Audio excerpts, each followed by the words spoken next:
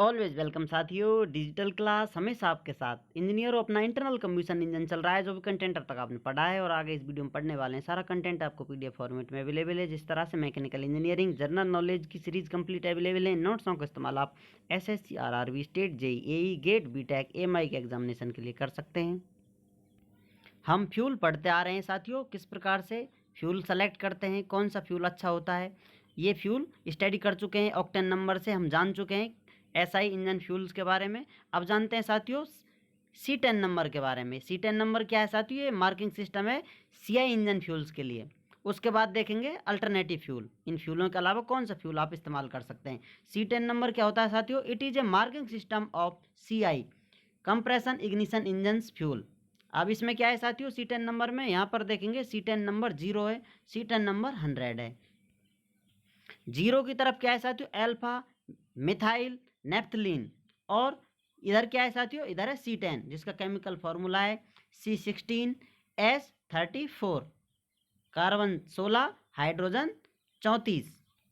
ये भी सेम इसी प्रकार से जो आपने लास्ट देखा था साथियों ऑक्टेन नंबर, इसी प्रकार से C10 नंबर वर्क करता है। इसमें जितना परसेंटेज आप C10 की बढ़ाते जाएंगे उतना ही फ्यूल वेस्ट होगा। इंडिया में C10 नंबर कितना होता है? लगभग 41 से 50 तक C10 नंबर चलता है। अब आते हैं विद्वानों अल्टरनेटिव फ्यूल की तरफ।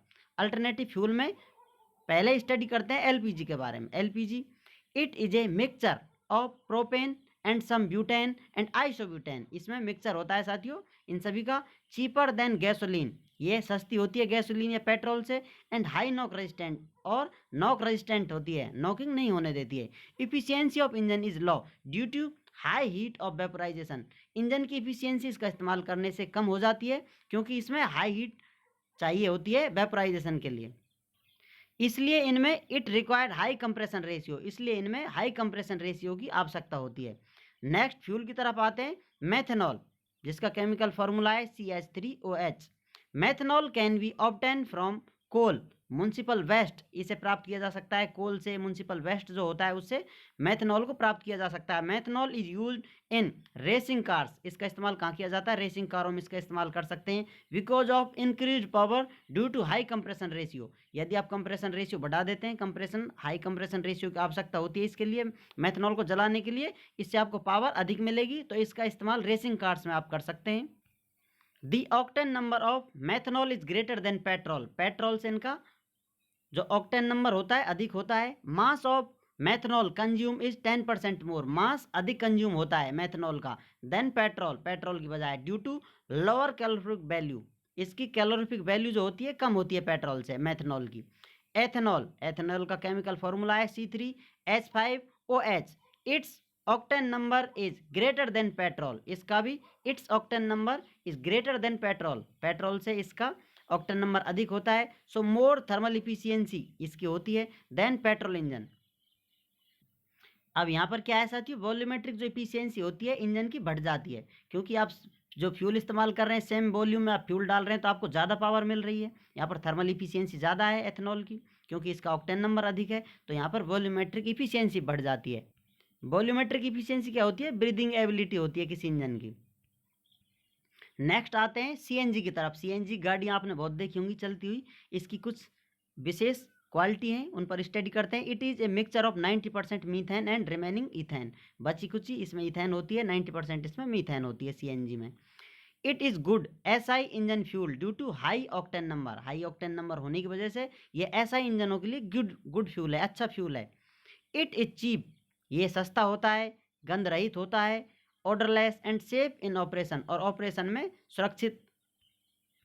सुरक्षात्मक रूप से इसका ऑपरेशन किया जा सकता है, इसका इस्तेमाल किया जा सकता है। लो इंजन इमिशन, इसमें जो इमिशन निकलता है वो बहुत कम, जो एनवायरनमेंट को पोल्यूट करता है। लो इंजन इमिशन से इसमें से निकलते हैं, और इसका ऑटो इग्निशन टेम्परेचर हाई होता है, इसलिए सीएनजी का आप काफ़ी इस्तेमाल कर सकते हैं। देखते भी हैं गाड़ियों में आजकल सीएनजी बहुत प्रचलन में है। इंजन इमिशन में देखते हैं साथियों क्या क्या एग्जॉस्ट में निकलता है। जो फ्यूल आप इस्तेमाल करते हैं, जलाते हैं, तो उसमें से कुछ वेस्ट निकलता है, कुछ एनवायरमेंट को पोल्यूट करता है, साथ साथ ही बीमारियों को पैदा करता है। धरती पर लाइफ सस्टेनेबिलिटी को इफेक्ट करता है। इसलिए इंजन इमिशन पर भी हम स्टडी करते हैं और देखते हैं क्या क्या इंजन इमिशन को कंट्रोल कर सकता है, किस प्रकार से इंजन इमिशन को कंट्रोल कर कर बाहर दिया जाता है। किसी गाड़ी में, किसी इंजन में आप फ्यूल इस्तेमाल करते हैं तो उसमें से फ्यूल जलता है तो क्या क्या बाहर निकल कर आता है एग्जॉस्ट से, साइलेंसर से क्या क्या बाहर निकल कर आता है, ऑक्सीजन आती है, carbon dioxide, carbon monoxide, sulphur dioxide, H2O, NOx, N2, unburned hydrocarbons, ये सब एग्जॉस्ट में इंजन इमिशन के रूप में बाहर आते हैं। गवर्नमेंट पॉलिसीज होती हैं जो इनमें से टॉक्सिक हैं, जो एनवायरनमेंट को पोल्यूट करते हैं, उन्हें कंट्रोल किया जाता है गवर्नमेंट पॉलिसी के द्वारा। और मानवीयता के नाते सभी इंसानों का ये फर्ज बनता है कि जो भी आप प्रकृति का दोहन कर रहे हैं उससे इंसानों के लिए, जो भी जीव हैं इस धरती पे, सभी के कल्याण के लिए कुछ ऐसा पॉल्यूशन ना दिया जाए, उनका कल्याण रखा जाए, उनके जीवन में मानव जनित आपदाएं पैदा ना हो। इसलिए ये सब हम कंट्रोल कर कर चलते हैं। हम इंजीनियरों का भी ये फर्ज होता है, हमारी नैतिक जिम्मेदारी होती है कि ये सब कंट्रोल कर कर ही हम एग्जॉस्ट बाहर जाने दें।